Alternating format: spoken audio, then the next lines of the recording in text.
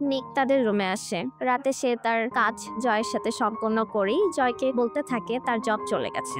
সে বিষয়টি নিয়ে অনেক বেশি ফ্রাস্ট্রেটেড। সে এখন তাদেরকে কিভাবে চালাবে, তাদের খরচ কিভাবে বহন করবে এই নিয়ে সে ভীষণ চিন্তিত। জয় তাকে বলে আরও একটি জব খুঁজে নিতে। সে তখন জয়ের উপর ভীষণই রেগে যায় এবং বলে, তোমার কোনো আইডিয়া আছে বাইরের দুনিয়ার এখন কেমন? বাইরের দুনিয়া গত 7টা বছরে বদলে গেছে। এখন আর চাকরি সহজে খুঁজে পাওয়া যায় না। এরপর নিক সেই রুম থেকে চলে যায়। সে ভীষণ চিন্তায় পড়ে যায়। এর একটি সলিউশন সে খুঁজতে থাকে। পরদিন সকালে সে দেখতে পায় তাদের ইলেকট্রিক লাইনটি কেটে গেছে।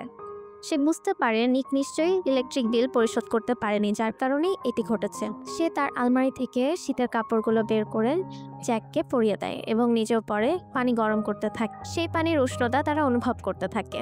সেদিনই সে সিদ্ধান্ত নেয় জ্যাককে সে সব জানিয়ে দিবে, জ্যাককে বুঝিয়ে দিবে আসলে কি চলছে তাদের সাথে। জয় তাদের ডাইনিং টেবিলে জ্যাককে নিয়ে বসে। জ্যাক প্রথমে বুঝতে পারে না তার মায়ের কি হয়েছে। জয় তখন জ্যাককে সেই ইঁদুরের উদাহরণটি দিয়ে বোঝানোর চেষ্টা করতে থাকে যে তারা আসলে এই রুমের মধ্যে বন্দী। এই রুমের বাইরে একটি দুনিয়া আছে, যেই দুনিয়ায় সবকিছুই আছে। সেই দুনিয়ায় মানুষ আছে, পশু পাখি আছে, আলো আছে, বাতাস আছে। জ্যাক তখন আগের মারের মতো তাকে আবার প্রশ্ন করতে থাকে, তুমি তো বলেছিলে এর বাইরে কোনো দুনিয়া নেই, রয়েছে একটি গ্যালাক্সি আর অনেক এলিয়েন। তখন জয় তাকে বোঝানোর চেষ্টা করতে থাকে আসলে তারা এই রুমের ভিতরে বন্দী।